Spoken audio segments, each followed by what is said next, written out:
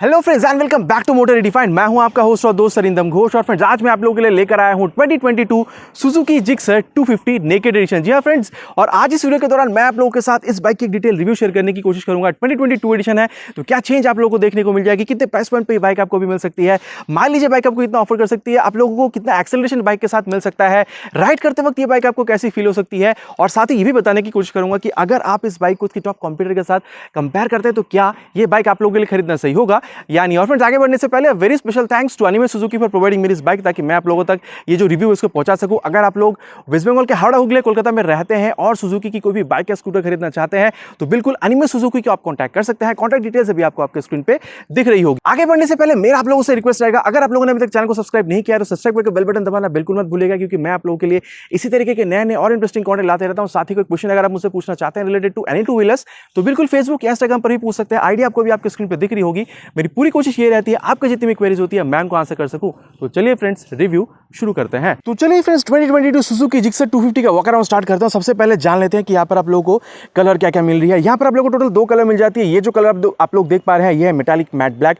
दूसरी जो कलर इसकी मिलती है वो है मेटालिक टाइटन ब्लू। अब वो आप लोगों को इसकी जो ब्लू वर्जन उसकी कलर आप लोगों को अभी स्क्रीन पे दिख रही होगी। And through the walk around मैं आप लोगों को इसकी 360 व्यू देने की कोशिश करूंगा ताकि ये जो कलर आप लोगों को इसकी एक बेहतर आइडिया मिल सके। एंड अगर प्राइस की बात करें फ्रेंड्स तो वेस्ट बंगाल कोलकाता के हिसाब से इसकी जो अप्रॉक्सिमेट ऑन रोड प्राइस बन सकती है वो है 2,18,000 रुपीज। और फ्रेंड्स जहां तक बात है इसकी अपीयरेंस की, प्रेजेंस की, तो मैं कह देना चाहूंगा फ्रेंड्स बहुत ही खास दिखती है ये बाइक। और यहाँ पर आप लोगों को ये जो आप देख पा रहे हैं ये टैंक में ये जो टैंक काउल है इसकी जो कट्स वगैरह दिख रही है, यहाँ पर ये जो शेप आप देख पा रहे हैं इसकी वजह से भी आप लोगों को, अगर मैं सामने से भी अगर आप दिखाऊं तो आप लोग देख सकते हैं इसकी ये जो टैंक ये जो काउल है इसकी वजह से इसको एक मस्कुलर लुक जो मिलता है ना, इसकी वजह से इसका जो ओवरऑल लुक है वो और खास निकल कर आता है। आप देख सकते हैं एक बहुत कॉम्पैक्ट सी बाइक दिखती है, ठीक है। और ये चलने में कैसी है मैं आप लोगों को आगे राइड रिव्यू के दौरान बिल्कुल बताऊंगा। तो यहाँ पर ये जो प्राइस, कलर और अपीयरेंस के बारे में बात हो चुकी है। और चलिए अब इसकी जो टेक्निकल स्पेसिफिकेशंस है वहां से स्टार्ट करते हैं। उससे भी पहले मैं आप लोगों को बता दूं क्योंकि 2022 एडिशन है, चेंज क्या हुई है वो सबसे पहले मैं आप लोगों को बताना चाहूंगा। देखिए पहले यहाँ पर आप लोगों को side stand engine cut off sensor नहीं मिलती थी, बट अभी कंपनी ने यहाँ पर जो side stand engine cut off sensor है उसको भी इंस्टॉल कर दिया है। तो ये आप कह सकते हैं कि आप लोग को एक्सीडेंट से बहुत हद तक राहत मिलती है। अगर आपकी ये साइड स्टैंड लगी हुई है गाड़ी में तो आपकी गाड़ी ऑन नहीं होगी, और कभी चलते चलते भी अगर साइड स्टैंड गिर जाती है तो गाड़ी बिल्कुल ऑटोमेटिक शटडाउन हो जाएगी। तो यहाँ पर आप कह सकते हैं कि आप लोगों को एक्सीडेंट से बहुत हद तक इसकी वजह से राहत मिलेगी। और चलिए फ्रेंड्स अब मैं आप लोगों को इसके टेक्निकल स्पेसिफिकेशंस बता दूं। जैसे आप यहाँ पर फ्रंट व्यू में आते हैं, देख सकते हैं नंबर प्लेट लगाने की जगह है। नीचे जैसे आप आते हैं यहाँ पर आप लोगों को पूरी तरीके से एलईडी हेडलैम्प का सेटअप मिल जाता है। यहाँ पर जो हाई बीम है, लो बीम है, जैसे आप यहाँ पर की ऑन करते हैं उसको ऑपरेट कर सकते हैं। साथ ही में आप यहाँ पर पास लाइट का जो स्विच है उसको भी ऑपरेट कर सकते हैं जैसे आप यहाँ पर की डालते हैं। और जहां तक बात है यहाँ पर टर्न सिग्नल्स का, ये अभी तक आप लोगों को हैलोजन की ही मिल रही है। थोड़ी सी नीचे अगर मैं यहाँ पर आ जाऊँ तो ये जो मडगार्ड आपको मिल रही है भले ही फाइबर की, लेकिन इसकी जो क्वालिटी है बहुत सही है। यहाँ पर सुजुकी लिखी गई है। और जहां तक बात है यहाँ पर मिलने वाली टायर की, तो चाहे ये फ्रंट टायर हो चाहे वो यहाँ पर ये रियर टायर हो, दोनों आप लोगों को एमआरएफ वेव्स की तरफ से मिल रही है। और दोनों ही रेडियल टायर है फ्रेंड्स। रेडियल टायर जैसे मैं हर वीडियो में आप लोगों से कहता हूँ, रेडियल टायर अगर है तो रोड के साथ टायर की जो ग्रिप है वो और बेहतर बनती है। और जहां तक बात है यहाँ पर टायर में मिलने वाली सेक्शन की, तो बता दूं यहाँ पर आप लोग को 110/70 सेक्शन की टायर मिल रही है with 70 inches of alloy wheel. ये रेडियल टायर है, मैंने आप लोग को ऑलरेडी बता दिया। और जहां तक बात है यहाँ पर मिलने वाली ब्रेकिंग सिस्टम की, तो बता दूं कंपनी ने यहाँ पर डुअल चैनल एबीएस का इस्तेमाल किया हुआ है। जी हाँ फ्रेंड्स, सामने में भी एबीएस है, पीछे में भी एबीएस है। तो आपकी यहाँ पर जो मतलब आप कह सकते हैं सेफ्टी है, कंपनी ने उसको बहुत ज़्यादा ध्यान में रखा हुआ है। और जहां तक बात है यहाँ पर फ्रंट में ब्रेकिंग की, तो बता दूं यहाँ पर आप लोग को फ्रंट में 300 mm की डिस्क मिल रही है विद बाइब्रेक कैलिपर। जी हाँ फ्रेंड्स, बाइब्रेक हम लोग जानते हैं कि अपनी बेहतरीन परफॉर्मेंस के लिए जानी जाती है। कैसी इसकी परफॉर्मेंस है आगे मैं आप लोगों को राइड रिव्यू के दौरान बिल्कुल बताने की कोशिश करूंगा। थोड़ी सी ऊपर अगर हम लोग यहाँ पर आ जाते हैं, बात कर लेते हैं सस्पेंशन के बारे में, तो आप लोगों को यहाँ पर नॉर्मल टेलीस्कोपिक फोक मिल रही है। यूएसडी नहीं है, लेकिन हाँ यहाँ पर आप लोगों को ये फोक प्रोटेक्टर मिल रही है। और 41 mm की यहाँ पर आप लोगों को ये डायमीटर के साथ ये टेलीस्कोपिक फोक मिल रही है। तो मैंने आप लोगों को यहाँ पर फ्रंट जो सेक्शन है उसके बारे में पूरी तरीके से बता दिया है। एक चीज़ मैं आप लोगों को जो बताना भूल रहा था वो है ये डायमंड कट अलॉय व्हील, जिसकी वजह से इसकी जो लुक है एक पॉलिश लुक यहाँ पर निकल कर आती है और बहुत खास लगती है देखने में। अब फ्रेंड जहाँ तक बात है इसके इंजन की, तो बता दूं ये जो इंजन है बहुत ही खास है क्योंकि यहाँ पर एसोसिएट टेक्नोलॉजी का इस्तेमाल किया गया। क्या है टेक्नोलॉजी आगे इसके बारे में बात करेंगे। अभी मैं आप लोग को इंजन के बारे में बता दूं, यहाँ पर आप लोग को 249 CC SOHC oil cooled fuel injected 4 valve वाली इंजन मिल रही है। जी हाँ फ्रेंड्स, बिकॉज ऑफ 4 वाल्व इसकी जो ओवरऑल जो आप कह सकते हैं परफॉर्मेंस है वो बहुत खास निकल कर आती है। अब क्या है ये एसोसिएट टेक्नोलॉजी फ्रेंड्स, ये है सुजुकी ऑयल कूलिंग सिस्टम, जो कि इसकी जो बिगर सिबलिंग्स है 1000 सीसी वाली जिसकी जो बाइक्स आती हैं सुजुकी की, वहाँ से इसको डिराइव किया गया। अब इसकी खासियत है फ्रेंड्स, इससे आपको वेट भी रिड्यूस होता है।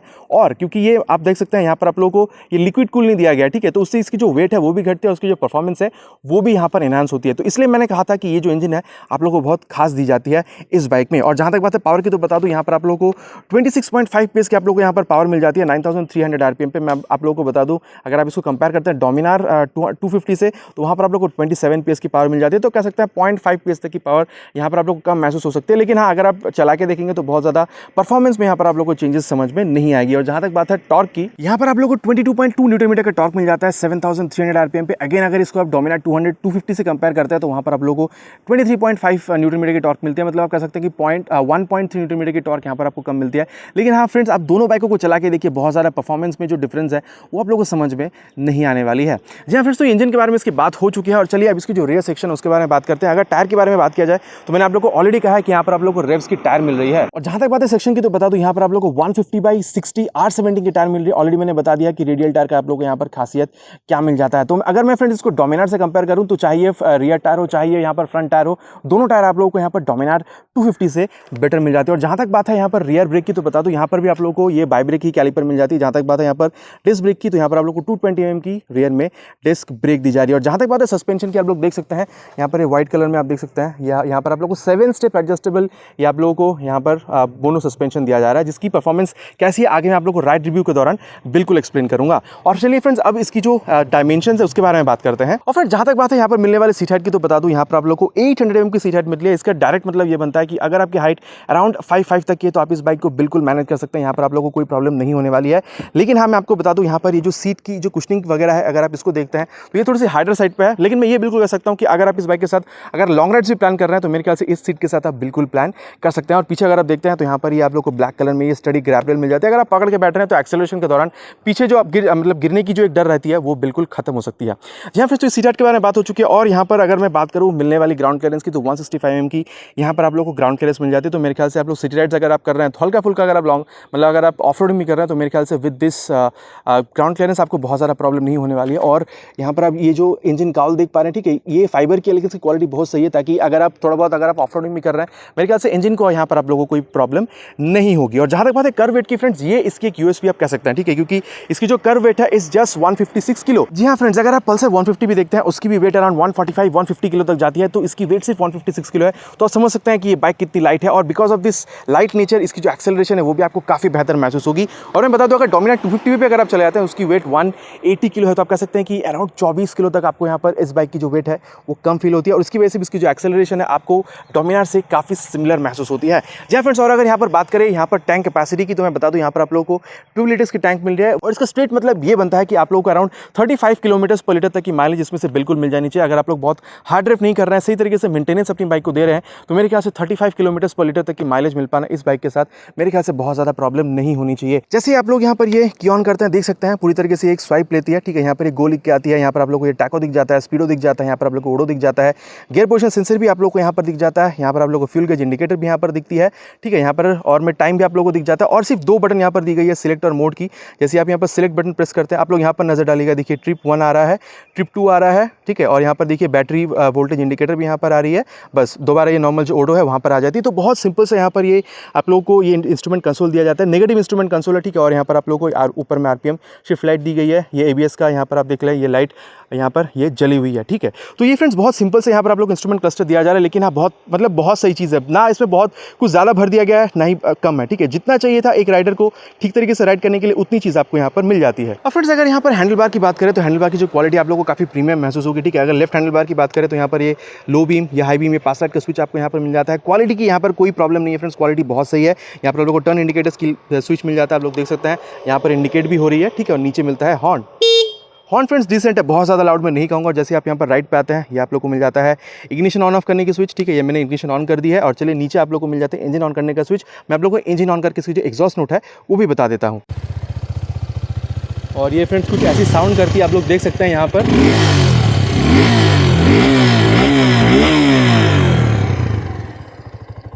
एक चीज़ है फ्रेंड्स, बहुत ज़्यादा बेसी है, यहाँ पर आप लोग को नोट मिल जाती है। और इसमें से जो इंजन की रिफाइनमेंट है ना वो आप लोग को बिल्कुल समझ में आती है। और यहाँ पर आप देख सकते हैं डोल बैरल एग्जॉस्ट को आप लोग को यहाँ पर मिल जाता है, जहाँ पर ये जो आप देख रहे हैं एग्जॉस्ट में आप लोग को क्रोम फिनिश भी दी जा रही है, ठीक है।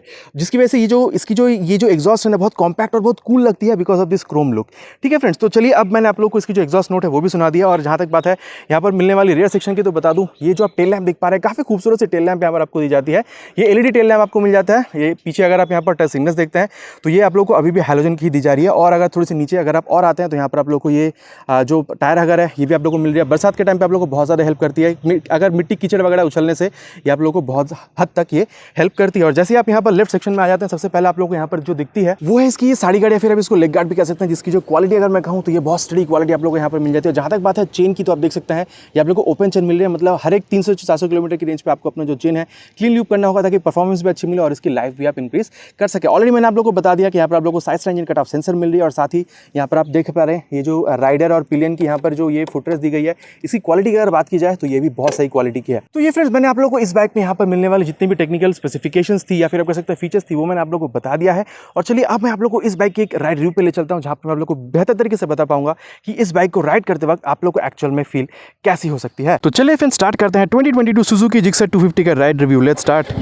गाड़ी को स्टार्ट कर दिया है, फर्स्ट गियर, सेकेंड गियर, शीशा डाउन हेलमेट का। और चलिए अब बात करते हैं फ्रेंड्स फर्स्ट इंप्रेशन जो आप लोग को यहाँ पर मिल सकती है। आप लोग काफ़ी कंफर्टेबल सीटिंग पोजीशन यहाँ पर आपको मिल जाता है। जैसे आप सीट पर बैठते हैं, सीट की जो मतलब आप कह सकते हैं जो कुशनिंग है थोड़ी सी हार्ड आपको बिल्कुल महसूस होगी, लेकिन अनकंफर्टेबल नहीं है। आप लोग उसमें बिल्कुल जो लॉन्ग राइड्स है अपना बिल्कुल इसमें प्लान कर सकते हैं। और जहाँ तक बात है फ्रेंड्स हाथ की पोजीशन का, अगर आप इसको MT-15 से भी कंपेयर करते हैं ना, तो उस जो सीटिंग पोजीशन है आप लोगों को काफ़ी सिमिलर महसूस होती है। और आपकी जो बैक है हल्का सामने की तरफ झुकी हुई होती है, आपकी जो फुट पैक है हल्का रियर फिटेड है ताकि आपको वो पूरी तरीके जो एक स्पोर्टी जो फील है वो मिल सके, क्योंकि फिर नेकेड स्पोर्ट बाइक है तो ये होनी भी चाहिए थी। तो ये फ्रेंड्स हम लोग सीटिंग पोजीशन के बारे में बात कर चुके हैं, काफ़ी ज़्यादा कंफर्टेबल है। और जहाँ तक बात है यहाँ पर शीशा की तो मैं बता दूँ, आप देख सकते हैं यहाँ पर जो रियर व्यू है मुझे काफ़ी बढ़िया तरीके से मिल रहा है, लेकिन हाँ हाथ भी मुझे अपना काफ़ी इसमें दिख रहा है। और फ्रेंड्स जहाँ तक बात है यहाँ पर मिलने वाली इंजन की तो बता दूँ, यहाँ पर आप लोगों को 249 सीसी की इंजन मिल जा रही है। ठीक है, आप लोगों को यहाँ पर जो पावर डिलीवरी मिल रही है फ्रेंड्स, आप लोगों को मैं एक चीज़ दिखाना चाहूँगा। देखिए अभी मैं गाड़ी को फर्स्ट गियर पर ले चलता हूँ और मैं आप लोगों को चीज़ दिखाना चाहूँगा। ये देखिए कैमरा में समझ में शायद आपको आ रही होगी।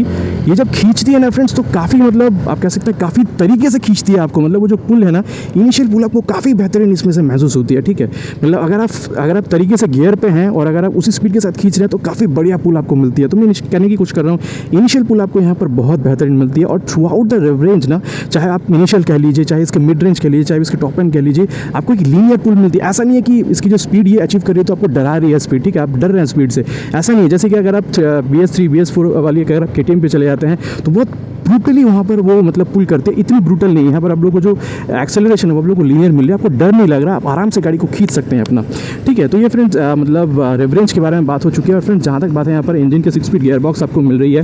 ठीक है, और मैं आप लोगों को बता दूँ क्लच का जो एक्शन है friends is on mid side. ठीक है, मैं नहीं कहूँगा सॉफ्टवेयर है। अगर आप मतलब थोड़ा लॉन्ग राइड जा रहे हैं तो मेरे ख्याल से थोड़ी सी आपको fatigue because of this clutch action हो सकती है। और जहाँ तक बात है गियर की, यहाँ पर आप लोग काफ़ी सही तरीके से गियर शिफ्ट कर रहे हैं, काफ़ी स्मूथ है, लेकिन हाँ थोड़ी सी हार्ड है। और ये हार्ड शायद इसीलिए क्योंकि अभी ये बिल्कुल नई गाड़ी है तो शायद इसलिए अभी आप लोगों को हार्ड लग सकते हैं, लेकिन ओवर द टाइम जब आप इसको यूज़ करेंगे तो मेरे ख्याल से इसमें जो हार्डनेस है वो भी आप लोगों को कम बिल्कुल फील होगी। और चलिए फ्रेंड्स अब इसकी जो एक्सेलरेशन टेस्ट है वो मैं आप लोगों को करके बता दूँ। तो चलिए फ्रेंड्स सुजुकी जिक्सर 250 का एक्सेलरेशन टेस्ट स्टार्ट करते हैं।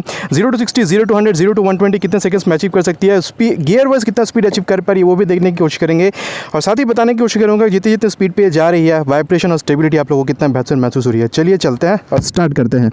हेलमेट का शीशा डाउन, फर्स्ट गियर डाल दिया है, 3 हॉर्न के साथ स्टार्ट करेंगे।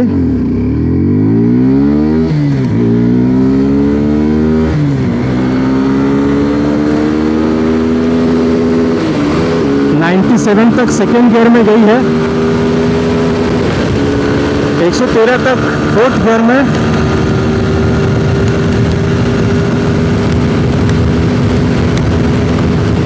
132 तक फिफ्थ गियर में गई थी। चेक करते हैं टॉप स्पीड कितना अचीव हो सकती है।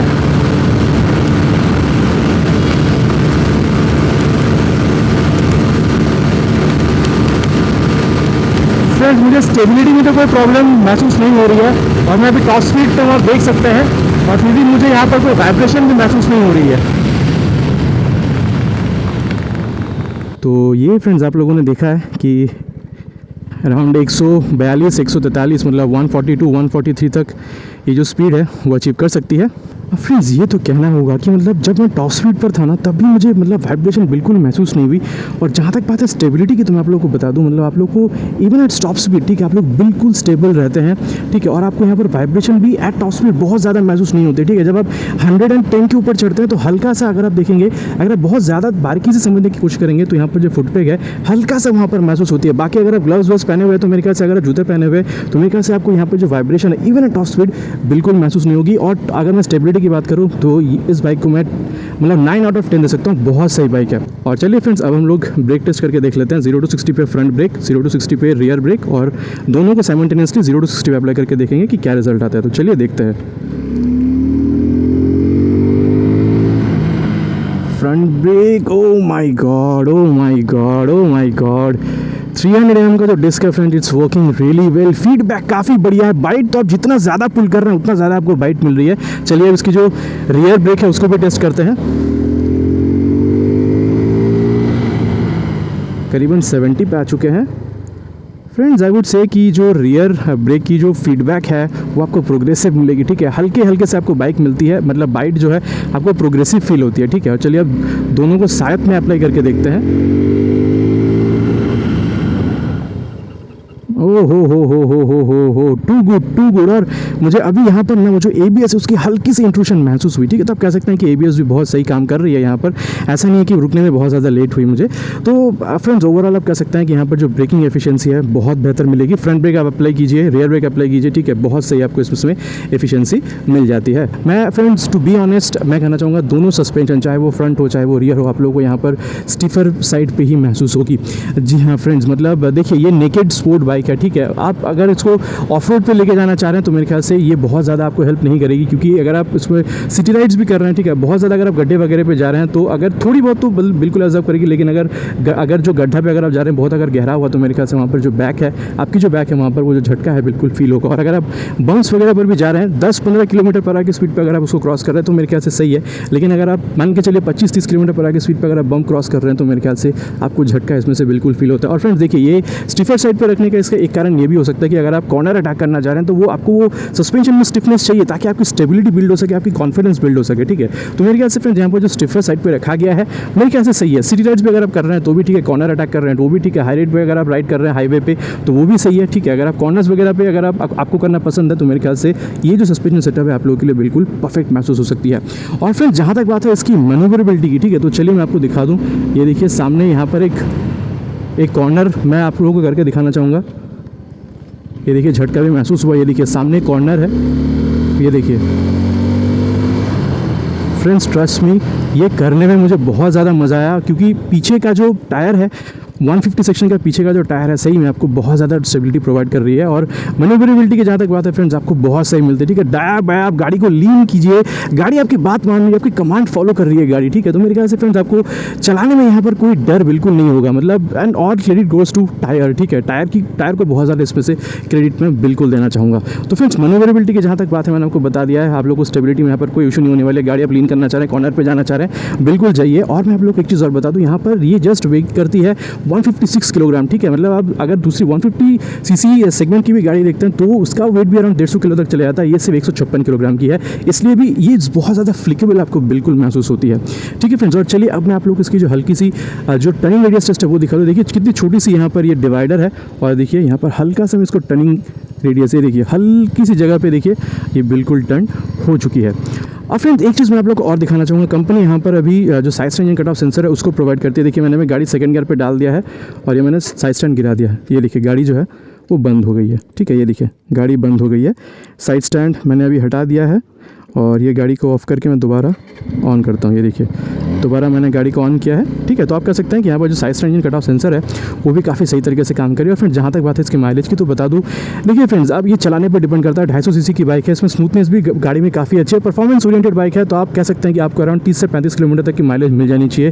कंडीशन वही सेम है फ्रेंड्स, अगर आप लोग बहुत ज़्यादा रेव नहीं कर रहे हैं, टाइम टू टाइम सर्विस पर डाल रहे हैं तो फ्रेंड्स मैं हल्की सी इसकी कंपैरिजन करना चाहूँगा इसके टॉप कॉम्पिटिटर के साथ, जो कि बिल्कुल बन जाती है यामाहा FZ25 या फिर आप कह सकते हैं डोमिनार 25, ठीक है 250, या फिर आप कह सकते हैं ड्यूक 250। या फ्रेंड्स देखिए ड्यूक 250 के साथ इसकी कंपैरिजन नहीं बनती है, क्योंकि देखिए ड्यूक 250 40,000 ज़्यादा कॉस्ट करती है इससे, ठीक है। तो वहाँ पर प्रीमियम पार्ट्स मिल जाते हैं, परफॉर्मेंस भी उसको वहाँ पर आपको अच्छी मिलेगी, क्योंकि वहाँ पर अराउंड 30 PS तक की पावर मिल जाती है। तो आप कह सकते हैं कि अराउंड 4-4.5 PS तक की पावर वहाँ पर ज़्यादा मिल रही है, तो मैं उससे इसकी कंपैरिजन नहीं करूँगा।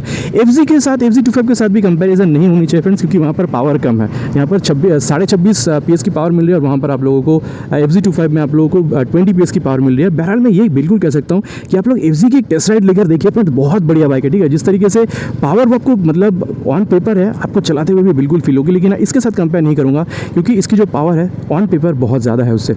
और कंपैरिजन अगर करना चाहूँगा फ्रेंड्स, तो करना चाहूँगा विद डोमिनार 250, क्योंकि उसकी जो प्राइस है, ठीक है, इससे थोड़ी कम है, और पावर करीबन इसके सेम है, ठीक है। जस्ट 0.5 PS तक की कम जस्ट ये पावर प्रोड्यूस करती है।